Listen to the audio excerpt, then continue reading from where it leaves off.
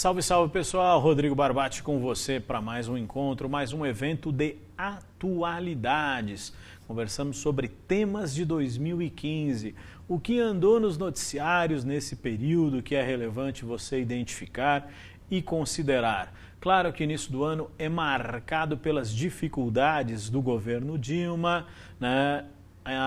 O início do segundo mandato foi marcado por muitos problemas que refletem já um quadro de crise econômica e também de dificuldades políticas. Tem os escândalos do Petrolão, tem os problemas da base aliada do governo, tem os números ruins da economia brasileira. Então, essas notícias não têm saído dos noticiários, é muito assunto, né? Você recorda que no contexto também do mês de fevereiro, nós continuamos num cenário ruim. Claro, já projetando adiante, você viu milhares de brasileiros na rua protestando contra o governo. Então é um cenário de instabilidade que você tem aí, né, um contexto político, um Congresso rebelado. Então tem algumas questões que trazem o tema político e o tema econômico Brasil com muita força para os noticiários. Então, por isso, a preocupação também de dar uma olhada sobre esses temas.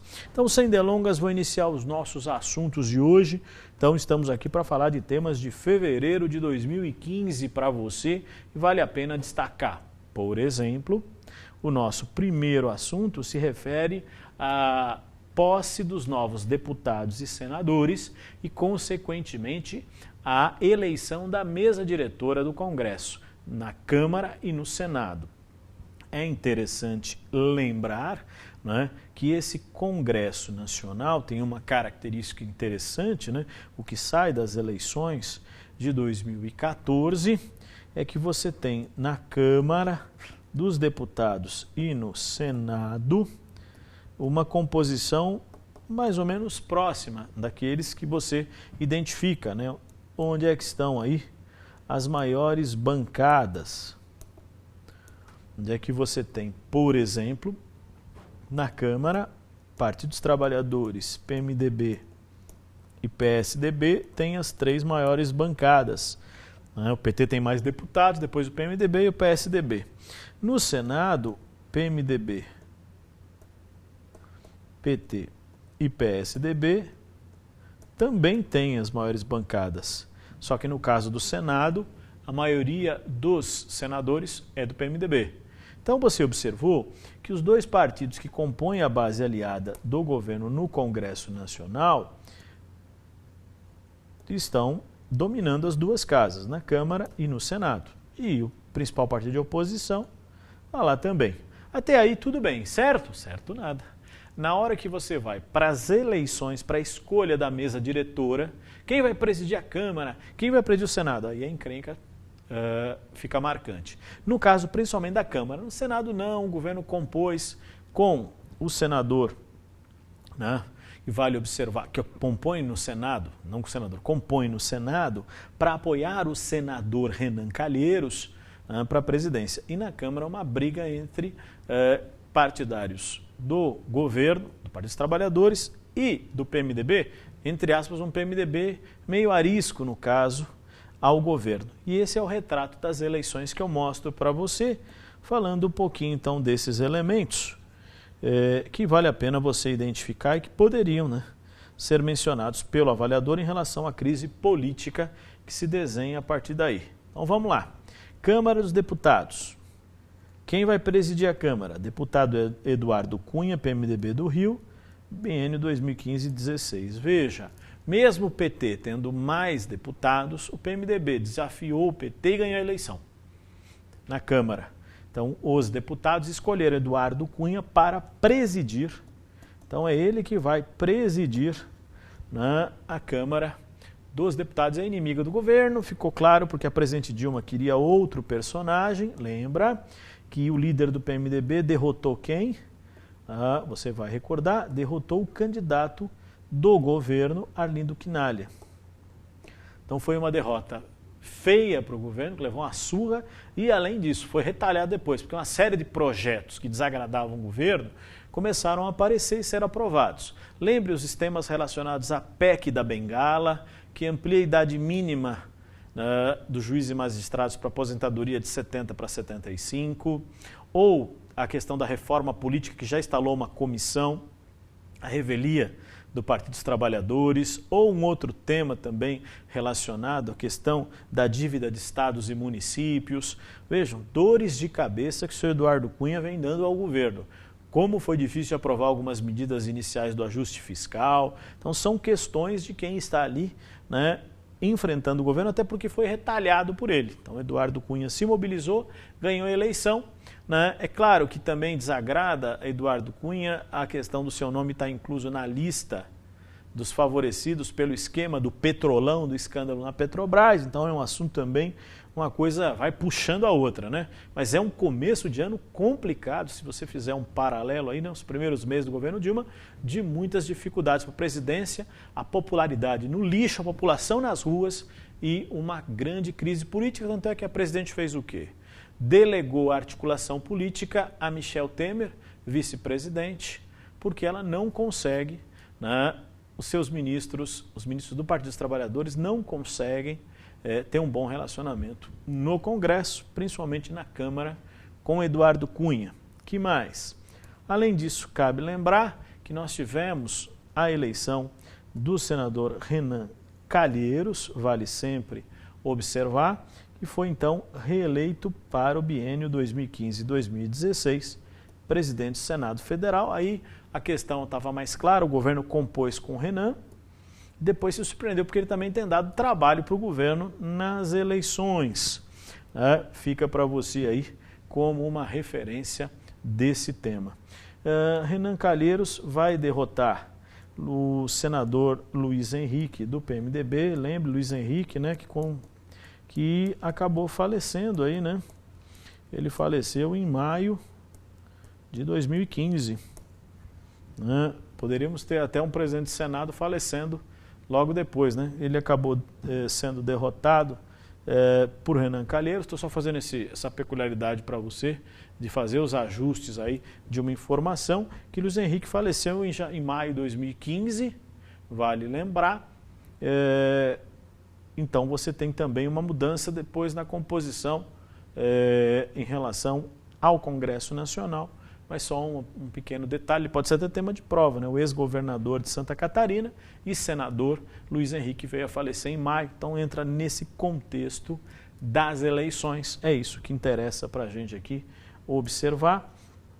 Não é que eu não possa deixar de adiantando já algumas notícias para você, porque você já registra aí, olha, se tiver alguma pergunta, uma personalidade política que faleceu em maio, o senador Luiz Henrique faleceu em maio, ele que foi governador de Santa Catarina e foi candidato à presidência do Senado, derrotado por Renan Calheiros. Muito bem, exemplos, temas de eleição e as dificuldades do governo, como você tem observado. Muito bem, professor, esse é um tema, sem dúvida. Então, o Congresso Nacional, e aí, por favor, você vai acompanhando esses detalhes que eu falei. É PEC da Bengala, é dívida de estados e municípios, é reforma política, as dificuldades para aprovar medidas de ajuste fiscal, uma base aliada rebelada, algumas derrotas que o governo teve que amargar, o presidente Dilma aí tendo muitas dificuldades, tanto é que ela nomeia o secretário, o ministro Pepe Vargas, para as relações institucionais, e ele dura... 2 meses no cargo, quer dizer, nem isso, né? Quer dizer, o governo, não, durou um pouco mais, professor, sim, durou um pouco mais, mas ele, efetivamente, quando você tem a derrota para Eduardo Cunha e no mês de fevereiro uma sucessão de derrotas do governo, ficou claro que ele já não mandava em nada, que a articulação política do governo era falha, tanto é que a presidente Dilma, né, tirou ele do cargo, mandou ele para outro lugar, está lá na Secretaria de Direitos Humanos e já era. Entregou a articulação política para Michel Temer, vice-presidente. Então o PMDB controla a articulação política, a nomeação dos cargos de segundo escalão do governo para tentar, né, controlar essa rebeldia e aprovar. Né? O presidente Dilma desapareceu, né, porque teve panelaço em março, protesto março e abril, então o presidente deu uma esfriada aí porque a coisa está difícil. Certo? Muito bem. O que está difícil também é a situação da Petrobras. Está tão difícil que em fevereiro a presidente Dilma teve que, na marra, trocar a secretaria, teve que trocar o comando da Petrobras. Então você tem aqui o presidente do Banco do Brasil, então ex-presidente do Banco do Brasil, Aldemir Bendini, é o novo presidente da Petrobras, que porque Graça Foster pediu demissão, o governo queria que ela ficasse um pouquinho mais, mas ela já não tinha controle, estava completamente desmoralizada, as ações da Petrobras foram pro buraco, então é aquela história. Má gestão, corrupção, e também, claro, você tem hoje uma crise no setor do petróleo, com a queda dos preços do petróleo no mercado internacional, fizeram com que a Petrobras esfacelasse. Tanto é que você vê, foi divulgado a lista das 2.000 empresas mais influentes do mundo e a Petrobras, que já estivera entre as 30 maiores, foi parar na posição de 416. Quer dizer, você vê que a empresa perdeu aí, todo o peso vem se deteriorando em função desses problemas, não só de gestão e das dificuldades que a companhia enfrenta. Muito bem. Outro ponto importante, a questão central é o endividamento da empresa, problemas de má gestão e o impacto do escândalo do Petrolão, divulgado pela Operação Lava Jato. Então são temas que estão aí nos noticiários e que vão criando uma série de problemas para a empresa. O governo tenta a todo custo restabelecer a normalidade, mas projetos suspensos, não pagamento de empresas em função de suspeitas, valores que foram desviados, a própria publicação tardia do balanço, aquele balanço do terceiro trimestre foi publicado tardiamente, porque continha os escândalos e os números desviados. Então, os problemas da empresa de gestão e todas as dificuldades que ficaram muito claras como um retrato dessa mais de uma década desses esquemas de corrupção que vieram aí detonando a empresa, como você tem acompanhado, certo? Muito bem. Outro ponto importante é aquela história, o balanço da Petrobras, então a aprovação desse balanço que demorou, e vai lembrar que o tema só é equacionado em abril, então a Petrobras só consegue o balanço que tinha que ser publicado em 2014, só foi publicado em abril de 2015, então está tudo atrasado, trazendo esses números de corrupção que a empresa estimou, Então é aquela história, os ativos estavam inflacionados, a própria presidente Graça Foster teve dificuldade, foi um dos fatores que também dificultaram sua gestão, e tudo isso contribuiu para esse cenário de crise. Fica de olho também nos temas relacionados à Operação Lava Jato e os assuntos que possam ser lembrados. Petrobras no centro dos noticiários, não só de economia, mas também de política, de polícia, coisa tá feia, vale lembrar, tá bom? Aproveito aqui para destacar para você um outro tema que também esteve nos noticiários, que está completando aí, completou um ano, a crise hídrica em São Paulo. Na verdade, ela é de longa data, mas quando a imprensa, passamos o ano em 2014 falando sobre falta d'água em São Paulo. Nós tivemos aí uma pequena recuperação dos mananciais da cidade, que abastecem a cidade, mas não será suficiente, conforme ficou claro nas ações do governo, em função da falta d'água, e não se descarta realmente no inverno, quando a gente tem aquele período de estiagem em São Paulo, de que tenhamos um sistema de rodízio. Algumas obras estão sendo aceleradas para poder fazer interligação entre reservatórios, mas é realmente claro de que vamos continuar com uma água com menos pressão, para diminuir consumo, para tentar enfrentar essa estiagem. Lembrar, por exemplo, que o Cantareira tem um quinto do valor que deveria ter em reserva hídrica, então de 20%, pensando em dados aí do começo de 2015, depois das chuvas de verão, então está muito aquém. Então temos riscos de inverno aí com racionamentos, problemas que a cidade vem enfrentando, o estado de São Paulo também, não é só aqui. Por isso é interessante lembrar que um exemplo de obras que são realizadas é a questão da captação no Rio Paraíba do Sul, que possam aumentar o volume de água do Cantareira, transposição também para o Alto Tietê do reservatório Rio Grande, então trazer água que possa articular aí, essa interligação desses reservatórios para ampliar a oferta de água em São Paulo, mas a situação continua complicada. Então são alguns temas que você pode relacionar. tá bom? O que mais, hein, professor? Deixa eu mostrar um exemplo para você, uma questão sobre a água, né? O nível dos reservatórios hidrelétricos instalados no Sudeste e Centro-Oeste é o mais baixo para essa época do ano desde 2001, quando o governo federal decretou racionamento de energia elétrica. Então você tem aí esse tema.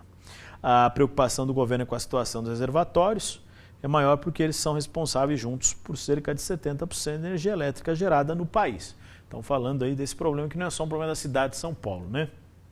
Aí coloca aqui.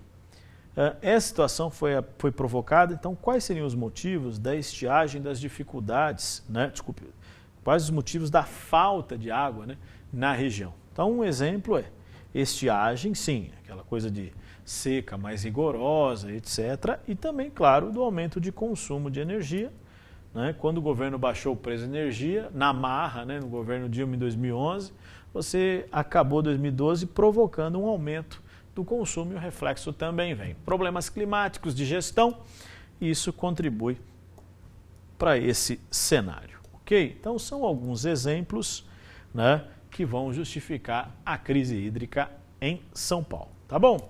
Tá aí para você, sugestões do nosso blog, indicações de sites que você possa buscar mais informação. Tá bom, pessoal? Obrigado a todos, bons estudos, até a próxima.